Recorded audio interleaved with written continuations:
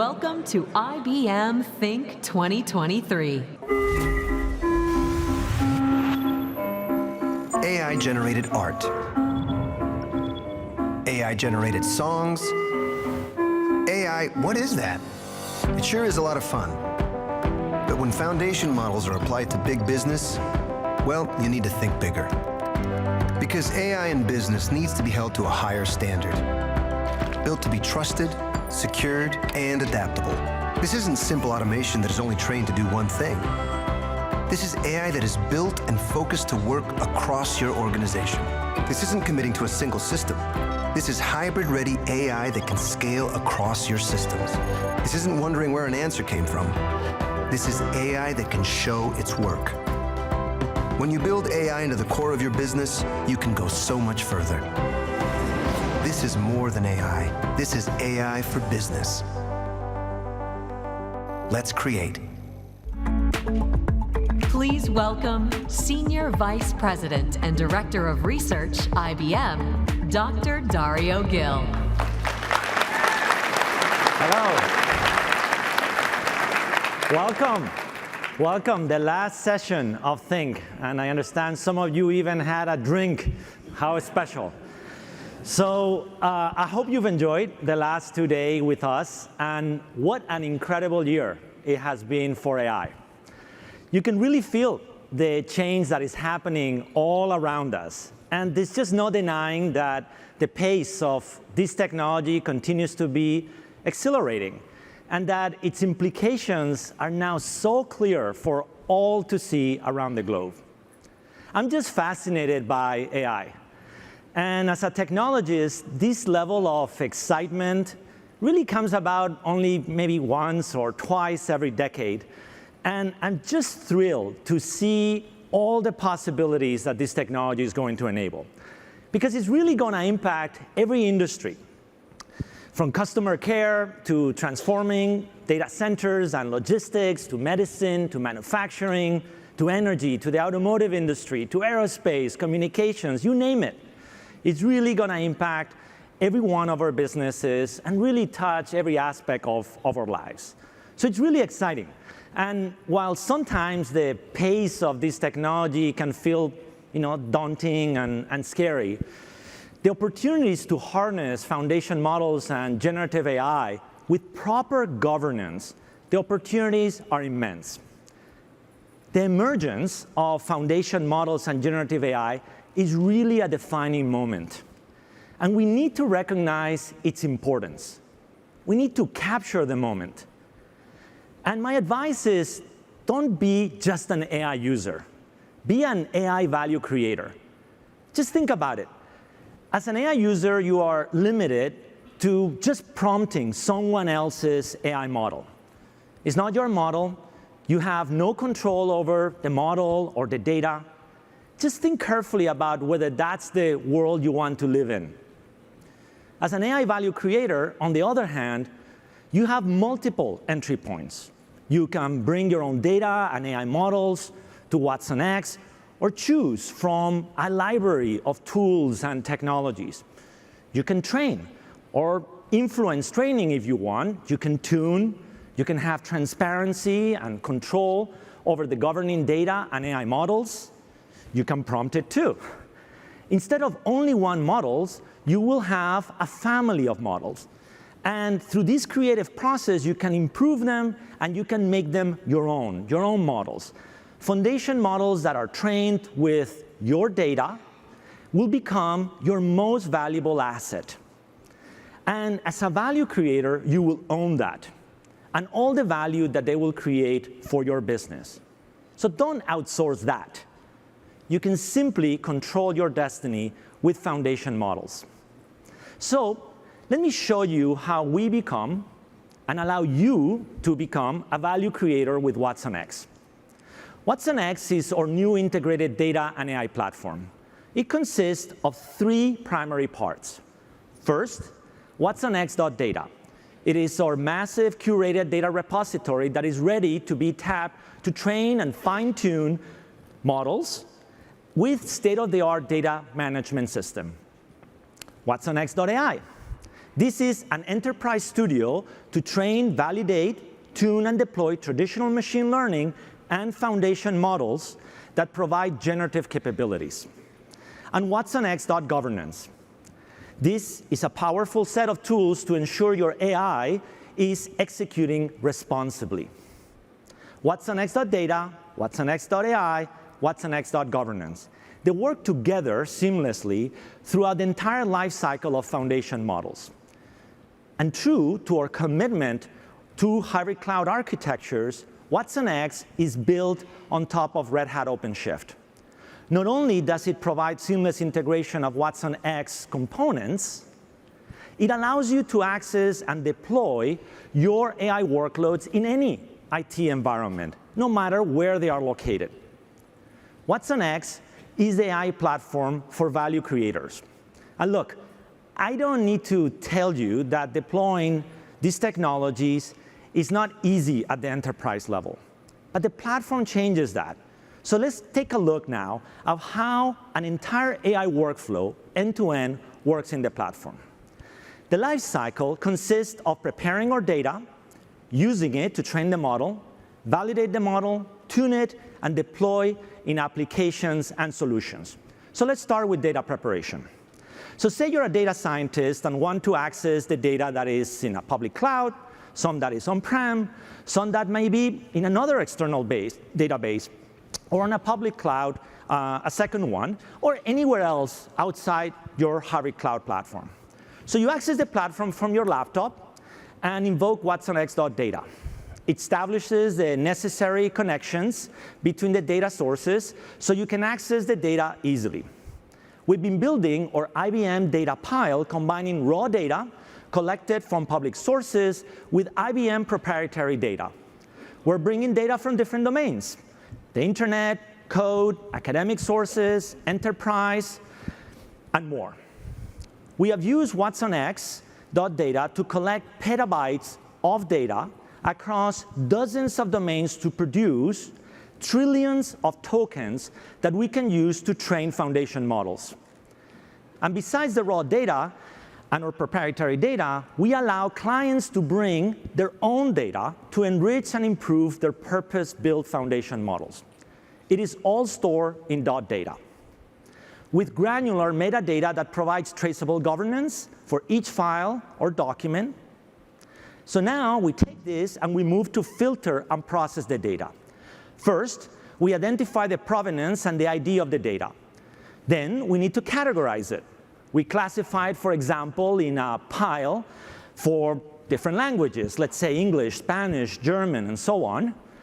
A pile of code data that we then separate by programming language, Java, Ansible, COBOL, and so on, and any other category that we have.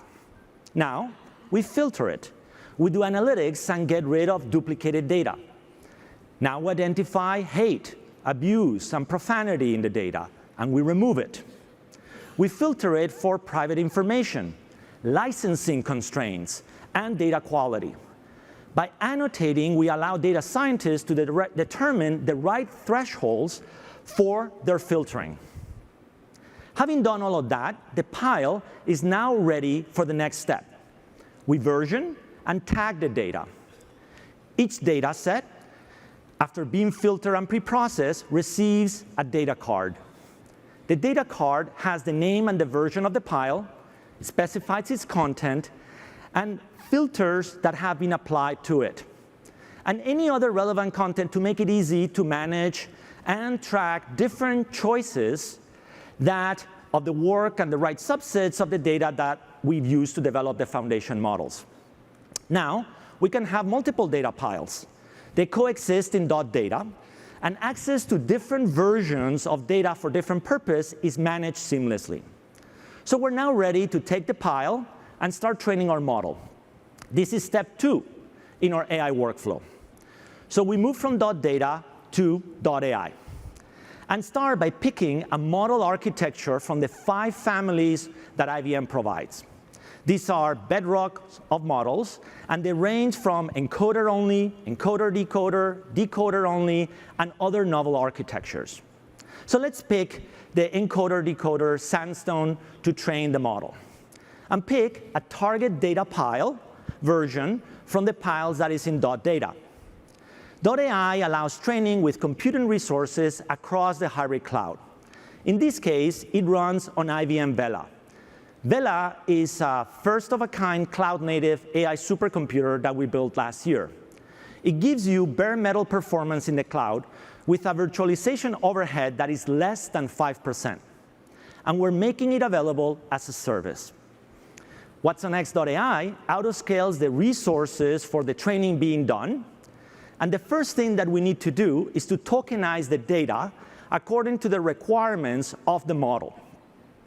So we first query the data using the version ID for the pile we want to use.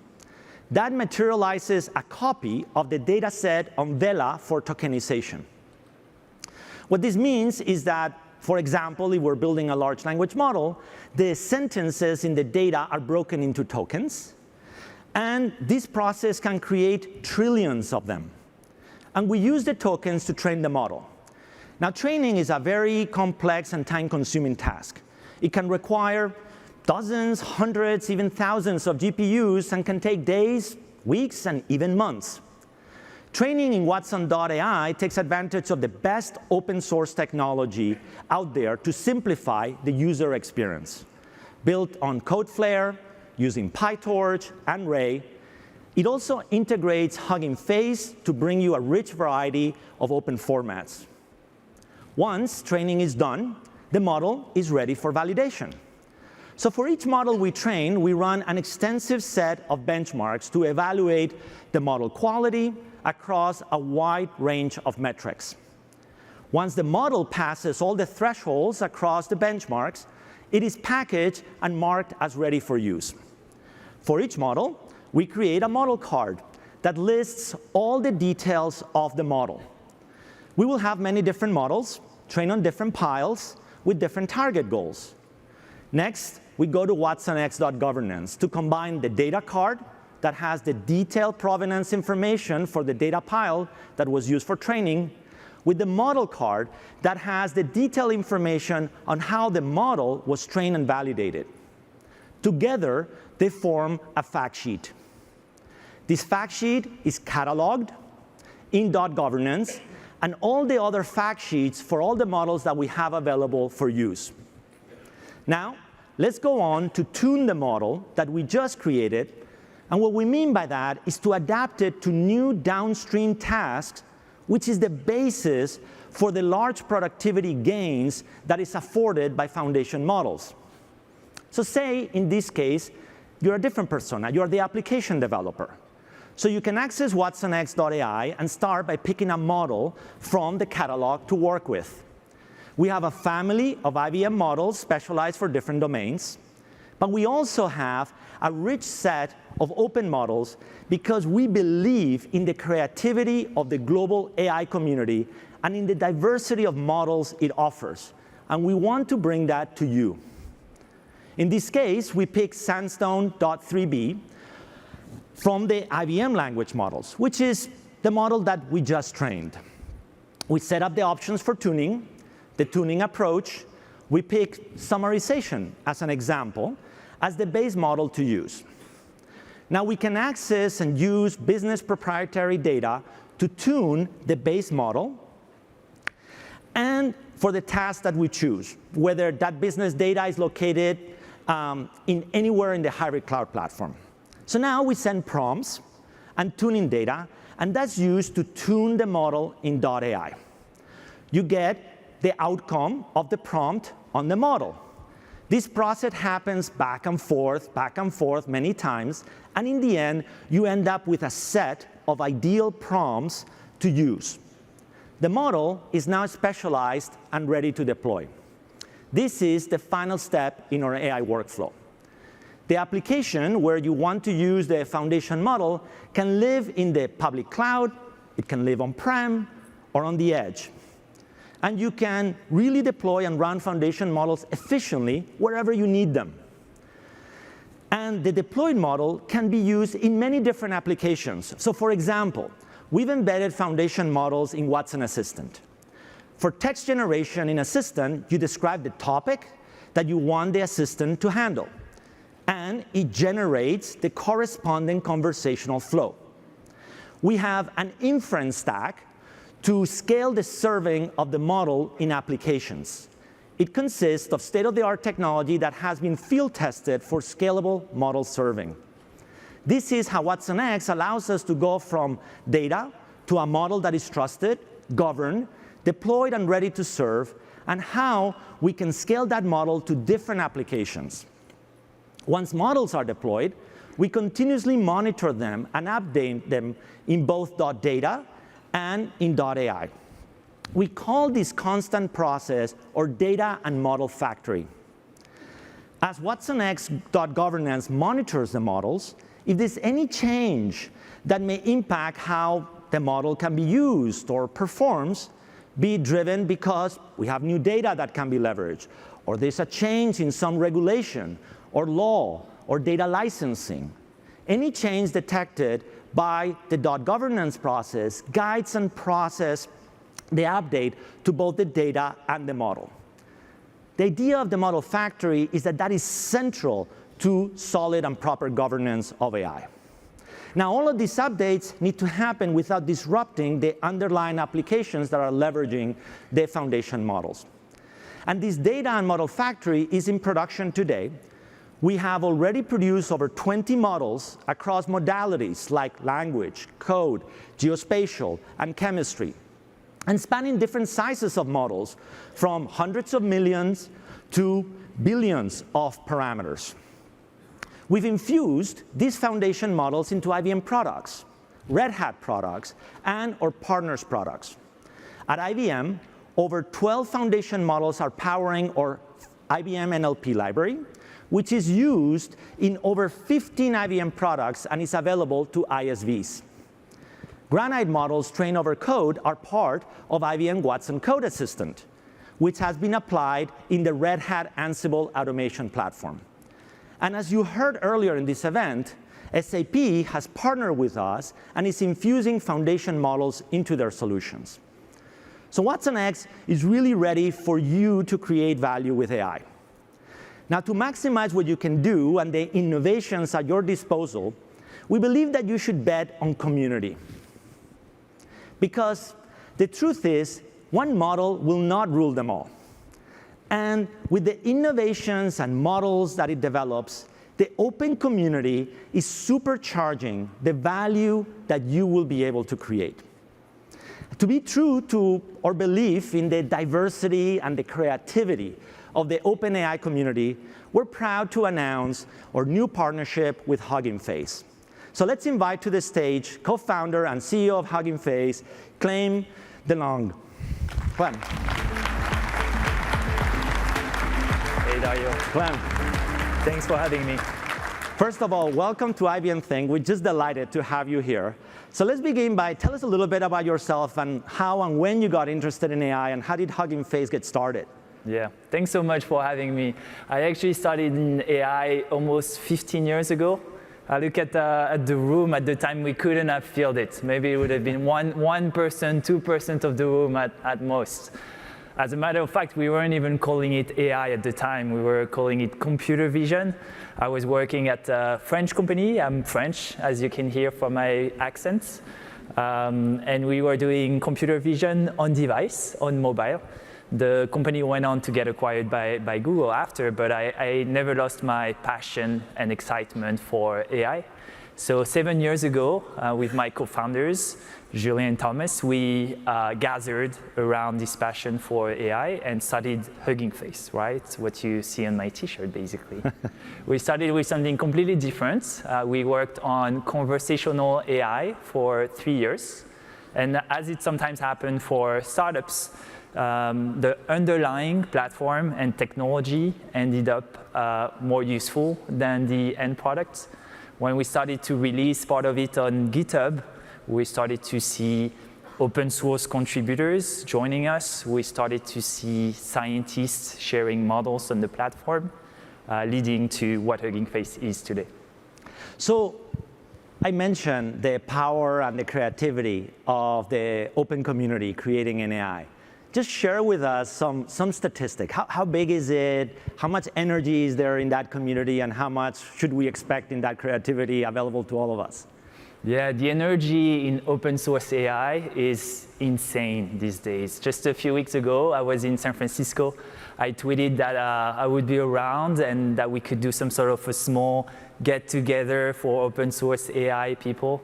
We thought we would get maybe a few dozen, few hundred people. And the more the days came, the more people ended up joining. We had to change locations 3 times to something at the end almost as big as that. We had 5,000 people. People started calling it the Woodstock of AI. So that's just an example. We're competing with that as the Woodstock of AI. Just a proof of how vibrant the open source AI community is. We're seeing the same thing on Hugging Face, right? Since we started on the platform 4 years ago, we grew to now having over 15,000 companies using the platform, including very large companies like Google, like Meta, like Bloomberg, all the way down to smaller companies like Grammarly, for example.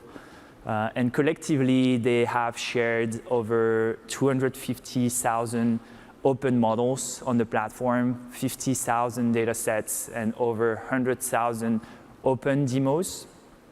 Just last week, 4,000 new models have been shared on the platform. So that shows you kind of like the magnitude and energy in open source AI community. Just think about that. 4,000 models in 1 week. So one of the myth-busting things that we were chatting about is that element of one model will not rule them all. Right? There's going to be a huge amount of innovation that is happening from so many sources. So perhaps you could share with us, what are some examples of innovation that you've seen? We've seen scale, but what are some examples that really caught your eye or you thought were particularly powerful? Yeah, I mean, it's interesting because since the release of ChatGPT, right, and some people have said, okay, ChatGPT is the model to rule them all, 100,000 new models have been added on Hugging Face, right? And obviously, companies, they don't train models just to train models, right? They would prefer not to do it because it costs money to train models. But the truth is, if you look at how AI is built, when you can build smaller, more specialized, customized models for your use cases, they end up being cheaper, they end up being more efficient, and they end up being better for your use case, right? Just the same way every single technology company learned how to write code, right? And to have a different code base than their competitors or than companies in other fields.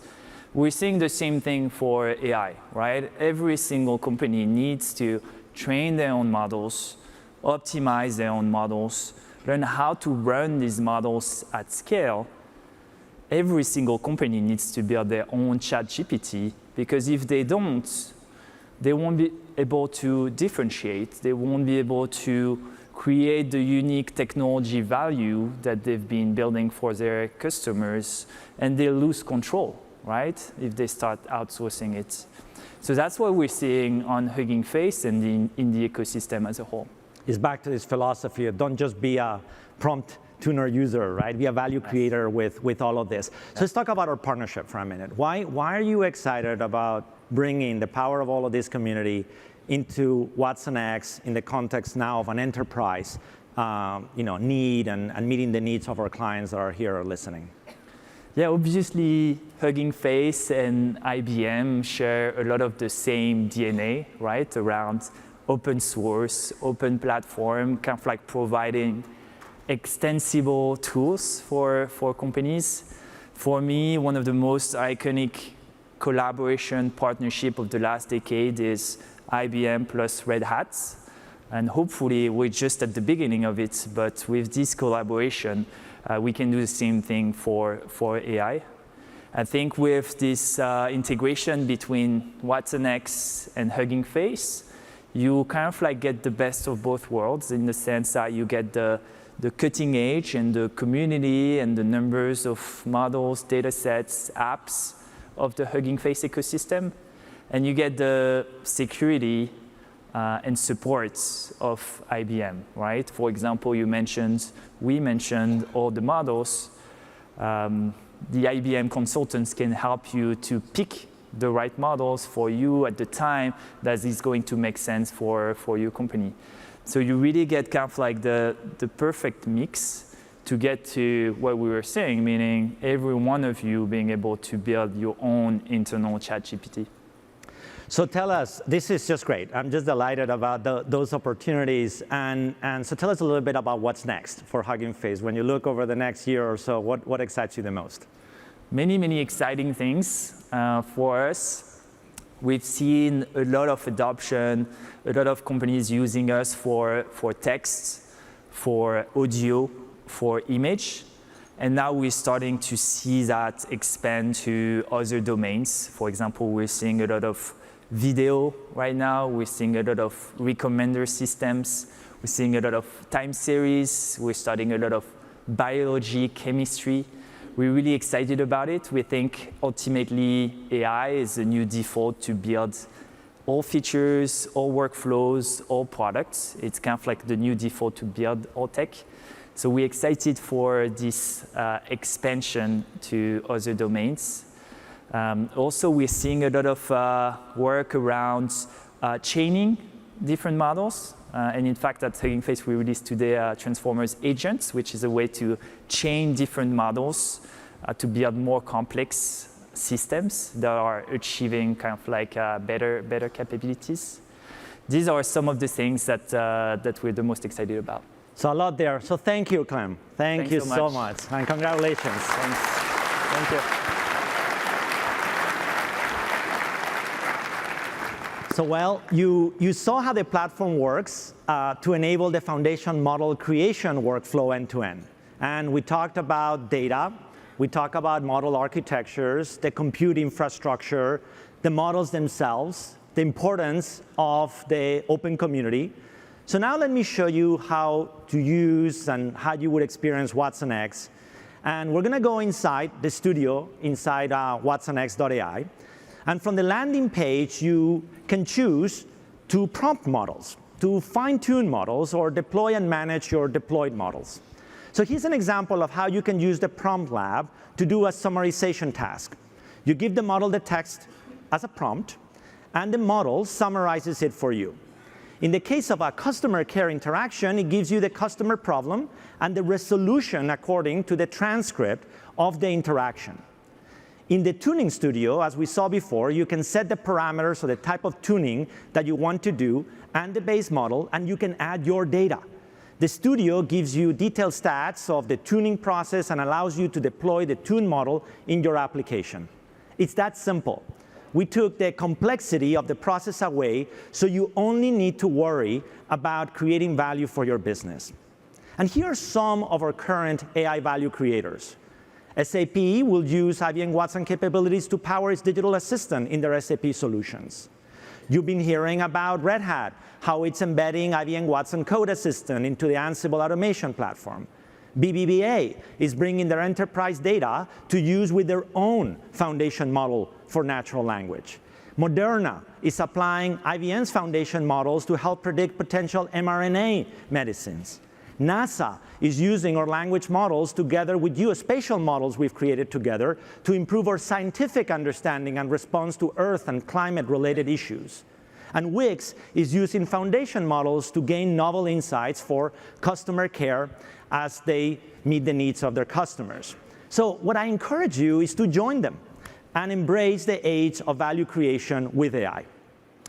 A year ago, I stood on a stage just like this, closing Think. And I shared with all of the attendees that what was next in AI was foundation models. And maybe at the time it seemed a little bit abstract and sort of like this intellectual disposition about where things were going. But boy, what a year it has been. And it has been a big year for AI at IBM. So as we close our event this year, let me remind you of all the things that we have created and announced. We've announced watsonx, a comprehensive platform that allows you to create and govern AI in real time so that you can move with urgency and capture this moment. We announced a family of foundation models, including IBM models, open community models, and how you can even create your own models. We announced our data model factory, using petabytes of data across multiple domains to create trillions of tokens to create our family of foundation models, and show how the factory continuously updates them when conditions change and brings a regular cadence of models to ensure proper governance. We told you about products where we have infused our foundation models, over 15 of them, including digital labor, Red Hat, products like Ansible Automation Platform, our partner products like SAP Solutions. We announced important collaborations to advance AI and bring it to the enterprise, Hugging Face, and long-standing collaborations and initiatives like PyTorch and Ray. We showed you some of the organizations that have become AI value creators with us. We're bringing IBM Vela, or cloud-native AI supercomputer, to train foundation models with bare metal performance while giving us the flexibility of the cloud. And we announced that we're making it available as a service. Last year, we launched the Telum in Z16. It's an engineering marvel, and IBM's first processor to have on-chip accelerator for AI inferencing. It can process 300 billion inferences per day with 1 millisecond latencies. This means that now you can infuse AI into every transaction in Z16 for applications like fraud detection and others in real time. Using the same core architecture as Telum, we built the IBM Research AIU, which is optimized to give superior performance for foundation models and enable with the Red Hat software stack. And at IBM Research, we are incubating powerful AIU systems designed and optimized for enterprise AI inference and tuning. So a truly fantastic year, and this is just the start of all the amazing things that we're building and developing for you and that we will be sharing with you in the coming years. So today, more than ever before, it's important to have a business strategy in AI. And in closing, as you think about how to harness foundation models for your business, let me offer you some tips to consider. First, act with urgency. This is a transformative moment in technology. Be bold and capture the moment. Second, be a value creator. Build foundation models on your data and under your control. They will become your most valuable asset. Don't outsource that, and don't reduce your AI strategy to an API call. Third, bet on community. Bet on the energy and the ingenuity of the OpenAI community. One model, I guarantee you, will not rule them all. Run everywhere efficiently. Optimize for performance, latency, and cost by building with open hybrid technologies. And finally, be responsible. I can't stress this enough. Everything I've mentioned is useless unless you build responsibly, transparently, and put governance into the heart of your AI lifecycle. Continuously govern the data you use and the AI you deploy, and co-create with trusted partners. Trust is your ultimate license to operate. If you map your AI business strategy against these recommendations, you will be in a prime position to do amazing things with foundation models and generative AI. We have built watsonx so that you can do just that. And I hope you join us, because we cannot wait to get started on this journey with you. Thank you.